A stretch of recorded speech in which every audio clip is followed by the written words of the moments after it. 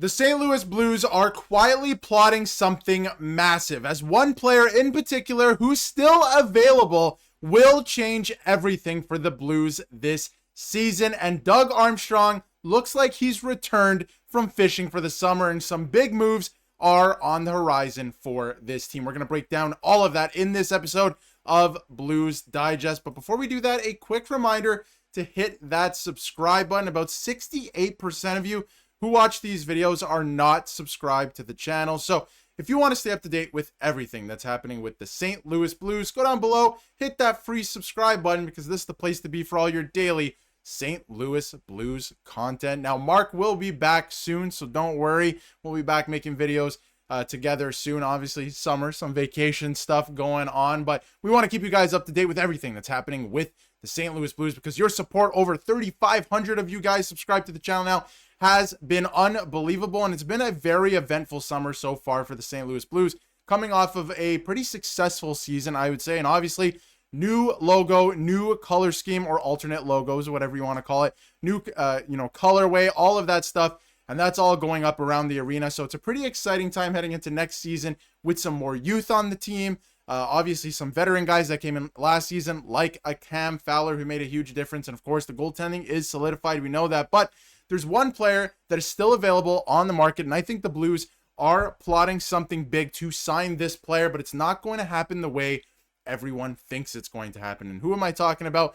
Well, it is Victor Olofsson, and this is from Michael DeRosa on the Hockey Writers, and he says the St. Louis Blues could use another winger, and he's not necessarily wrong. They could use another winger, even though they have a bunch of players. Obviously, they just traded Zach Bolduc. We covered that a couple weeks ago when they got Logan Mailloux. Probably, a necessary evil in a trade, of course. Like, you never want to see Zach Bolduc and the high upside that he showed at 22 years old away. But Logan Mailloux, you probably needed a player like that. You needed to get younger on the blue line.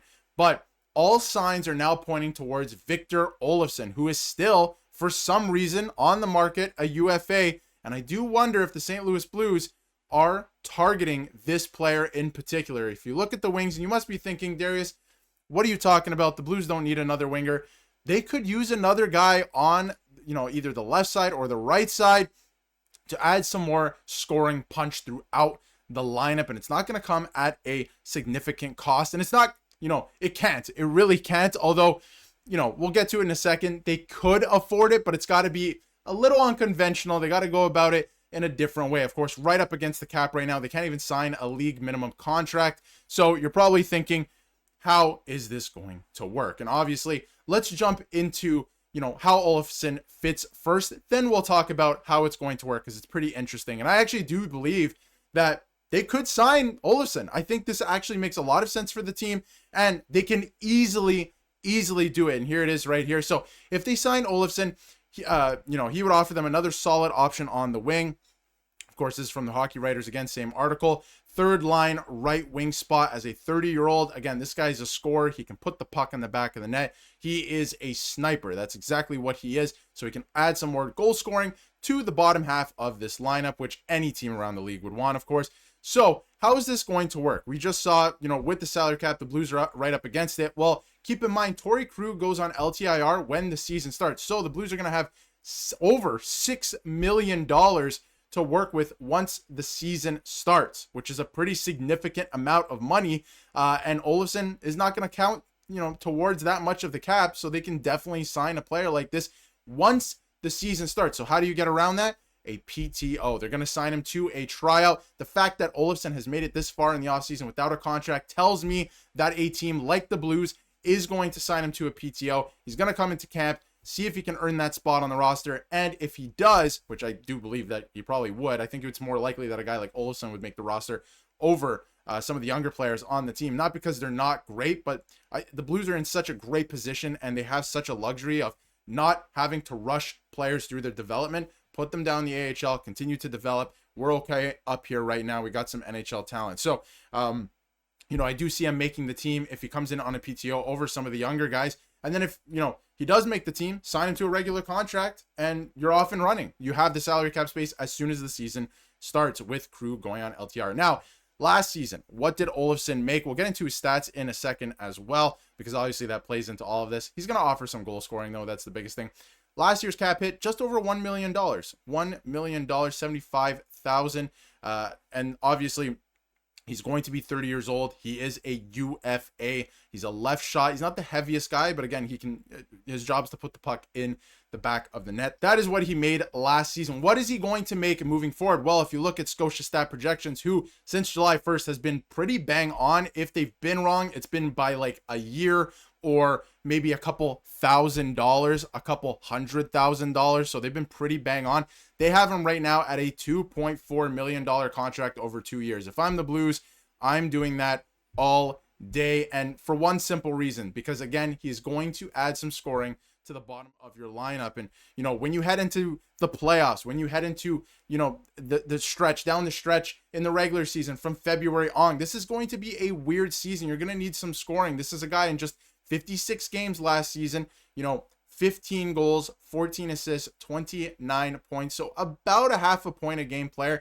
Not bad for a $2.4 million cap hit. I would imagine it would come in at a little bit less. So this is a guy that, again, he's not putting the puck in the back of the net at an incredible rate. He's not going to score 45 goals for you or anything, but he can offer, I think, if he's healthy, plays the whole season, 20 goals. He can offer you 20 goals in your bottom six, and I think that is actually really good value for a cap hit like that, considering the team that you have on paper right now. I mean, we've been talking about it for so long at this point.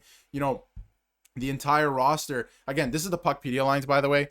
We understand this is probably not what the lines are going to look like. Don't blame us for this. This is just what's on Puckpedia. But if you look at the lineup, I mean, you have an embarrassment of riches right now, and this is not even including some of the guys like Carbonneau that they just drafted who are going to try and make a push to make the team. You got Snuggeroo, like Holloway, right? Like so many guys that are going to be pushing for the top of this lineup that you can fit a guy like an Olofsson in the bottom six, and he can kind of hide away, do his thing, score some goals, 15 to 20 goals a year at a $2 million-ish cap hit. I think makes a ton of sense for this team. Where does that leave guys like Sundqvist? Again, I don't think he would be on the third line anyway.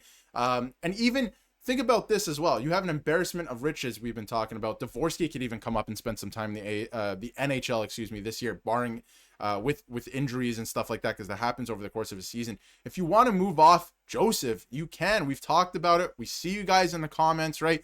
We've talked about it ad nauseum. You could move off that contract in Joseph once the season starts as well, and their salaries would almost cancel each other out, assuming that Olofsson would get 2.2, 2.4, something like that, somewhere in that range. And if you look at Olofsson, again, not often do you see a capable sniper coming off of a 15-goal season on the unemployment block a month into free agency. And this was yesterday. This was tweeted out yesterday.